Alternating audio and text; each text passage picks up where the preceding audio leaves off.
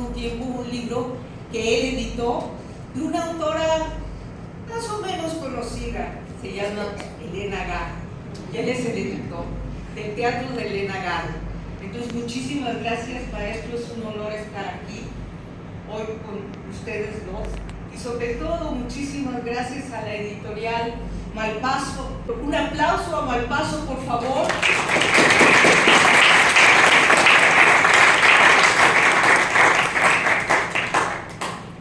Por publicar libros diferentes, atrevidos, propositivos, eso espero que sea.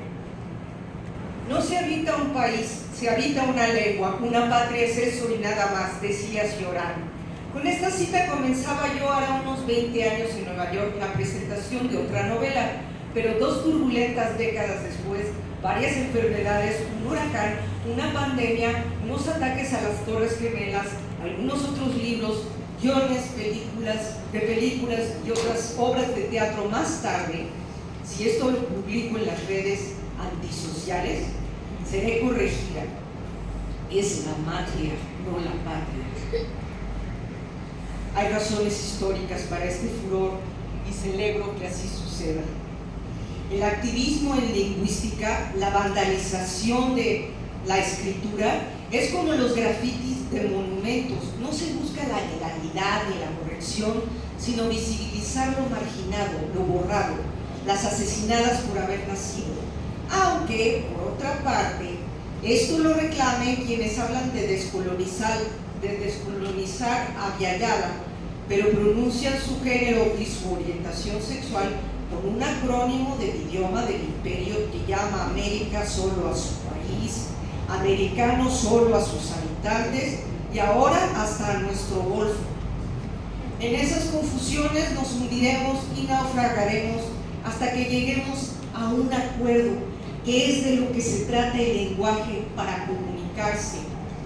Dicen LGBTQ+, para referirse a la comunidad de la diversidad genérico-sexual, habiendo ya convertido en pálida ley, como diría Quevedo, el vocablo homosexual para las mujeres, aunque no estemos hablando en inglés, un idioma en el que sí es necesaria la precisión lesbiana. Responde esto a una nueva tendencia a ignorar el género de las palabras en sí y no del objeto nombrado, a veces de cariño, ciela, o de broma, escándalo, o como un pronunciamiento feminista muy intencional, colectiva, en lugar de colectivo. Pero en otras ocasiones, solo por desfigurar el lenguaje, por rabia milénica o hasta por llamar la atención en el ciberespacio. Me viene a la memoria un experimento verbal de Óscar de la Borbolla que publicó en los 90, dedicado a su hijo, que estaba aprendiendo las vocales. Era un divertimento sin pretensiones y era gracioso, pero a la postre no dice nada y casi lo único que perduró fueron los dibujos del machista José Luis Cuevas, que le ilustró el libro porque eran muy amigos. Así muchos anticomunicados actuales que se esfuerzan en el uso exclusivo de la A, que no solamente dificultan la lectura y comprensión, sino que se privan de las herramientas expresivas y artísticas de las que carece el inglés, ese idioma al que recurren tantos descolonizadores sin hablarlo, y que sí poseen las lenguas romances, que es, como dije, lo repito porque esta cuestión a muchos nos deja con cara de árbol talado del programa Sembrando Vida. ¿Qué? ¿Cómo dice que se llamaba el programa? Bueno, en las lenguas romances las palabras en sí tienen género, no solo el objeto que se describe. El mismo debate está teniendo lugar en todas ellas. En francés, por ejemplo, nuestra femenina palabra, la palabra, es masculina, le mot, lo cual cambia muchas veces el sentido de un poema, por no hablar de la musicalidad de los adjetivos. Son las revueltas semánticas que navegaremos hasta encontrar el punto medio entre los extremos que proponen las senadoras con C, Andrea Chávez y Lili Telles.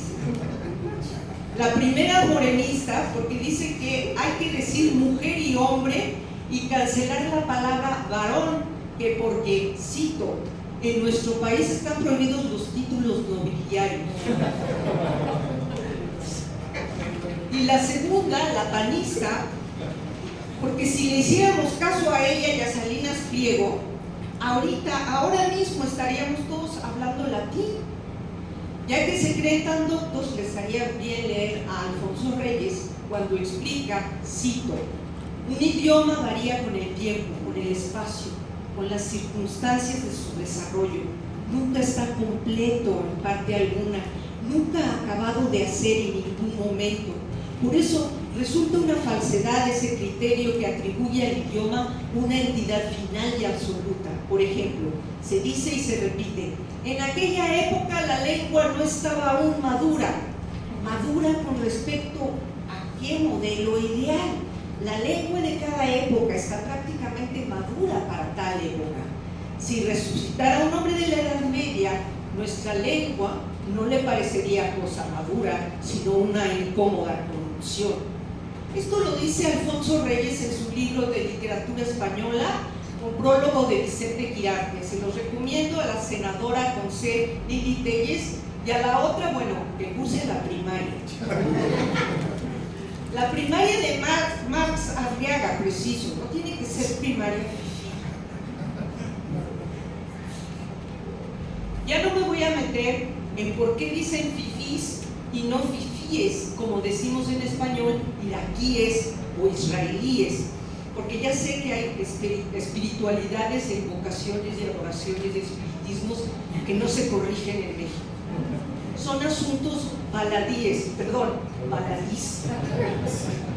Pero entre esas extravagancias vamos a tener que llegar a un acuerdo y a aceptar que la definición atomizada e impronunciable también es inservible en el decir, y que justamente por ello es necesario regularla mediante una academia a su vez renovada, porque empezando por su nombre, la que tenemos huele a naftalina.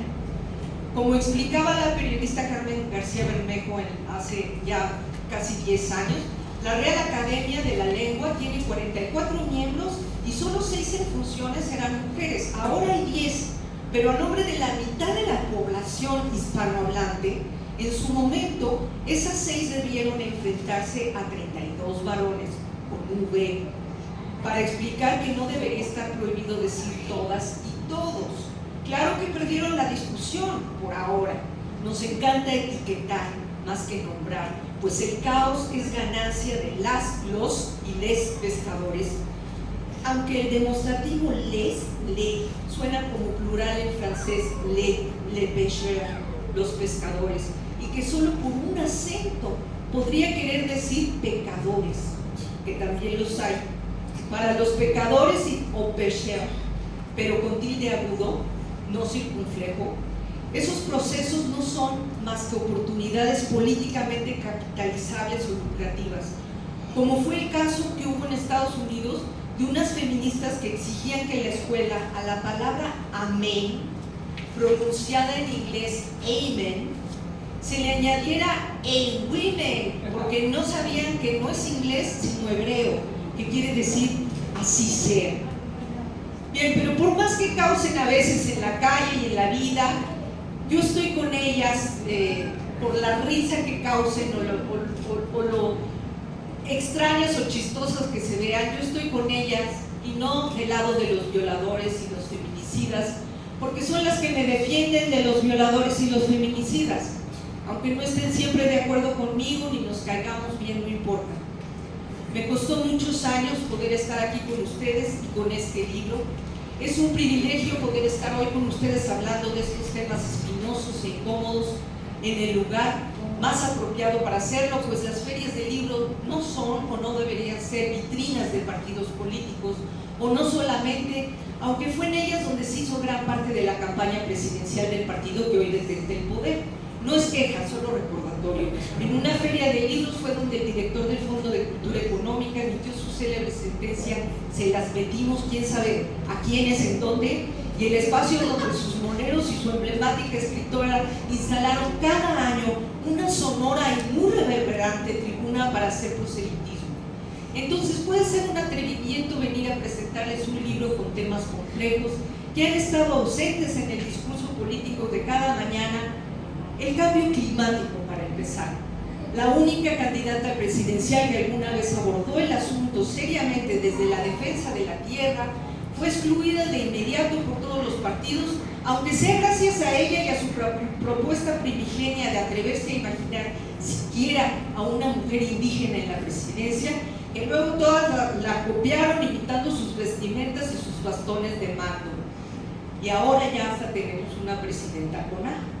En estos tiempos en los que Trump deroga la ley que ya prohibía el uso de popotes de plástico para volver a contaminar océanos y ahorcar a los delfines, no sé qué tanto se entienden aquí los efectos de semejantes medidas, si les parece que fue buena idea podar 10 millones de árboles del segundo bosque tropical más importante del continente americano. Además, las razones menos pensadas ocurren en un futuro donde las elecciones presidenciales de todos los países las decidieron los troles. No sabía yo qué efecto podía tener esto en el país donde Lord Molécula se inventa un premio nacional de periodismo que no se ganó en 1995 ni nunca. Yo lo expuse en redes con pruebas, lo documenté, se viralizó y no pasó nada. No le quitaron su acreditación para entrar al Palacio y hasta le publicaron su biografía. Otra vez, a muchos nos dejan perplejos, o como un mexicano viendo a Emilia Pérez y aprendiendo que en México ya no se dice ni se juega lotería, sino bingo. Y es un rolling gag, un parlamento recurrente argumental de la dominicana Zoe Saldaña, además con acento dominicano, mi amor, ¿o no es? ¿Quién la patrocina? Toda la película. Pero estamos en la Feria del Libro de la UNAM, y en este recinto no debe caber solo el discurso dicotómico de los políticos ni el de los memes, porque los libros no son solo eso. De hecho, en esta época de antiverdad llamada posverdad, o sea, la mentira sin fin, el libro sigue siendo una extensión del pensamiento, como decía Bioy Casares, y quizás ya el único espacio para el pensamiento, particularmente porque en ellos hay preguntas sin respuestas, abiertas, incluyentes, con más de una vocal literaria, porque acaso la A de apertura con E de énfasis, en la I de la idea, en torno a la O que oscila siempre arriesgadamente entre varias propuestas, puedan rescatar a la U de este universo. Que así sea, es decir, amén.